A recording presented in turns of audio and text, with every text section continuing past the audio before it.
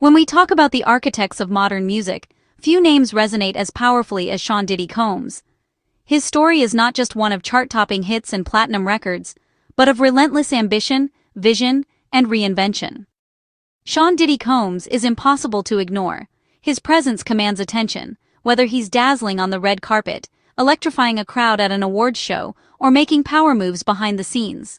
From his earliest days as an intern at Uptown Records, Diddy was never content to simply follow the rules. He hustled, learned every aspect of the business, and soon became a force to be reckoned with. Founding Bad Boy Entertainment, he didn't just join the industry, he changed it, setting new standards for what was possible. He launched the careers of the notorious B.I.G., whose lyrical genius and raw storytelling would forever alter the landscape of hip-hop. Mary J. Blige, the queen of hip-hop soul, and Usher, whose smooth vocals and dynamic performances made him a global superstar, also owe much of their early success to Diddy's vision and mentorship. Together, they shaped the sound of a generation, creating anthems that defined youth culture and inspired millions to dream bigger. But Diddy's reach went far beyond music. He built brands like Sean John, Ciroc Vodka, and the Revolt Network, transforming himself into a true business mogul. His ventures redefined the boundaries between music, fashion, and lifestyle, making him a household name in boardrooms as well as on stage. He showed the world that an artist could be an entrepreneur, a tastemaker, and a cultural leader all at once. Diddy's business acumen and relentless drive set a new template for success in the entertainment industry. His story became a symbol of ambition and the American dream, inspiring countless others to believe that with hard work and vision, anything was possible, no matter where you started. Diddy's legendary parties and his uncanny ability to bring people together made him a tastemaker whose influence extended into every corner of culture, from music and fashion to nightlife and beyond.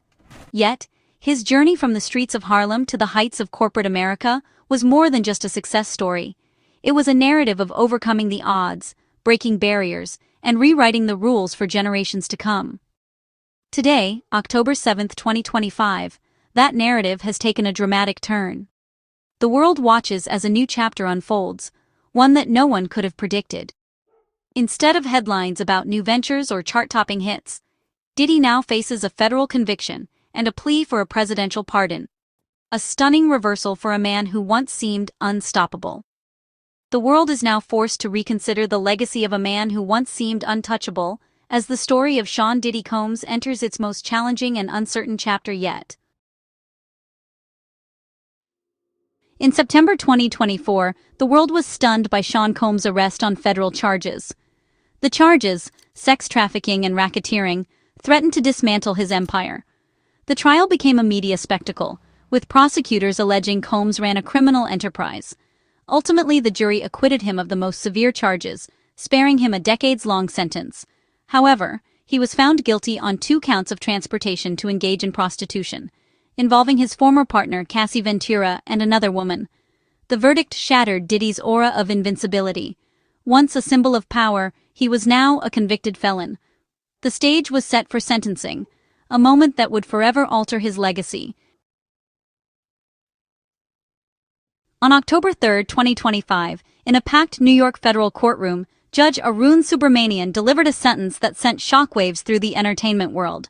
Sean Combs, once celebrated as a music mogul and entrepreneur, was sentenced to 50 months in federal prison. The courtroom was silent as the verdict was read, the weight of the moment settling over everyone present.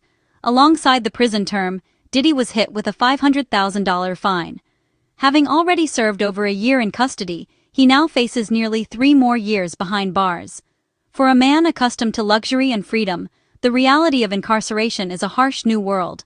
The financial penalty, while significant, pales in comparison to the loss of liberty and reputation. Diddy's legal team has petitioned for him to serve his sentence at FCI Fort Dix, a facility known for its drug rehabilitation programs. They argue that access to these resources could help him address personal struggles and potentially reduce his sentence through good behavior and program completion. This request highlights a shift in focus, from damage control to genuine rehabilitation. During the trial, testimony revealed a pattern of substance abuse, and now, Diddy's team is emphasizing his need for treatment and recovery, hoping for a path toward redemption. Ultimately, the Bureau of Prisons will determine where he serves his time. But regardless of the facility, the reality remains. Diddy's world has been reduced to the confines of a prison cell, a stark contrast to his former life of opulence and influence. The man who once commanded global attention with lavish parties, chart-topping hits, and high-profile business ventures now finds himself facing the consequences of his actions. The transition from red carpets to prison corridors is both dramatic and sobering. This sentence serves as a powerful reminder that no amount of fame, fortune, or influence can shield anyone from the reach of justice. The law applies equally, even to those who once seemed untouchable. For Diddy, the next chapter is not about chart success or business triumphs. It's about survival, introspection, and perhaps finding a way to rebuild from the inside out. The journey ahead will test his resilience in ways he's never known. The empire he built over decades, spanning music, fashion, and media, now stands in the shadow of his incarceration. The symbols of his success gather dust as the world he once ruled moves on without him. Diddy's fall from grace is now complete. The world is watching, not to celebrate his achievements, but to witness the consequences of his choices and the uncertain road that lies ahead. Before sentencing, Sean Combs stood in court, facing not only the judge, but also the people he had hurt. In a moment that captured the attention of everyone present, he offered a direct and heartfelt apology to Cassie Ventura and Jane, expressing deep remorse for his actions. His voice trembled as he acknowledged the pain he had caused, and for a brief moment, the courtroom was silent, hanging on his every word. His words, "My actions were disgusting, shameful, and sick," marked a rare moment of vulnerability from a man known for his public persona. It was a stark contrast to the confident image he usually projected, revealing a side of him few had ever seen.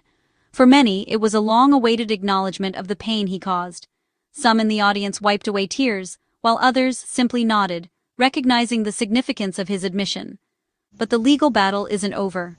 Outside the courthouse, the media buzzed with speculation about what would come next, and supporters and critics alike gathered to witness the unfolding drama. Led by attorney Tenny Geragos, Combs' legal team is preparing an appeal, arguing that the 50-month sentence handed down is excessive and does not fit the circumstances of the case. They claim the judge was influenced by allegations Combs was acquitted of, not just the 2 counts for which he was convicted. This, they argue, led to a harsher sentence than what was warranted by the actual convictions. This legal distinction will be central to their appeal, as the team works tirelessly to build a case that could potentially overturn or reduce his sentence. The fight now moves to higher courts, where new judges will review the facts and arguments. With Diddy's future hanging in the balance, every legal maneuver is critical. His apology may have been public, but the struggle for redemption is just beginning. The road ahead is uncertain, and the outcome will have lasting consequences for his career and personal life. The outcome will shape not only his fate, but also the public's perception of justice, accountability, and the possibility of forgiveness in the face of wrongdoing. With years in prison ahead, Sean Combs has formally requested a presidential pardon from Donald Trump. A pardon is an official act of forgiveness for a federal crime. It doesn't declare innocence, but restores lost rights and erases the conviction's legal consequences. Unlike a commutation, which only reduces a sentence, a full pardon wipes the slate clean. If granted, Diddy's conviction and sentence would vanish in the eyes of the law. The power to pardon is rooted in the Constitution, intended as a tool for mercy and to correct injustices. Presidents have used it for many reasons, sometimes sparking controversy. For Diddy, a pardon is the ultimate lifeline, bypassing the courts and coming straight from the Oval Office. The request is extraordinary, given his complicated history with Trump. Now, the question is whether the president will use this immense power on Diddy's behalf. Diddy and Donald Trump's relationship goes back years, rooted in New York's circles of wealth and celebrity.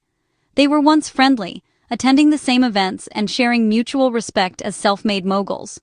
Trump recently referred to him as Puff Daddy, recalling their past camaraderie. But politics changed everything.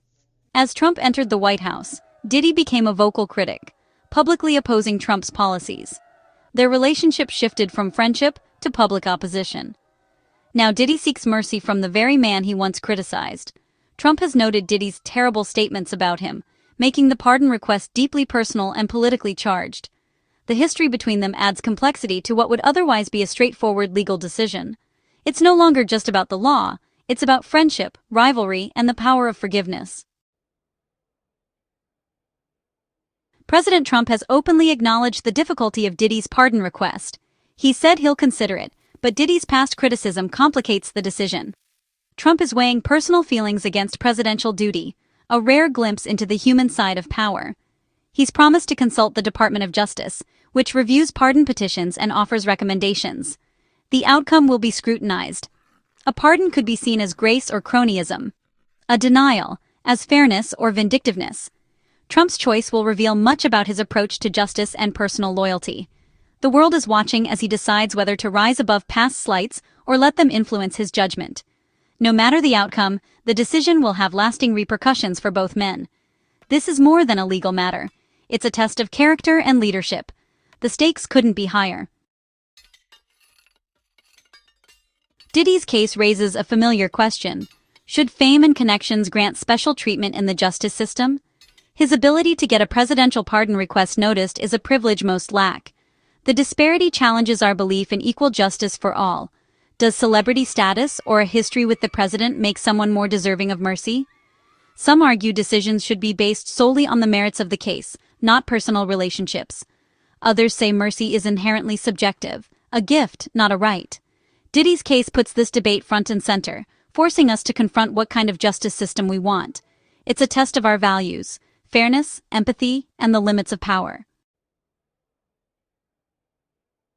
The story of Sean Diddy Combs is now a lens for examining justice, power, and redemption in America. His fall from grace reminds us that no one is above the law. Yet the final chapter rests with the president, who can affirm the court's judgment or grant forgiveness. This saga forces us to ask, should a person's achievements or influence matter when considering mercy? The Diddy-Trump drama is a modern parable about celebrity, politics, and the meaning of justice. As we await the president's decision, we're not just watching one man's fate, we're witnessing a test of our nation's ideals. The outcome will echo far beyond the courtroom, shaping how we define fairness and forgiveness.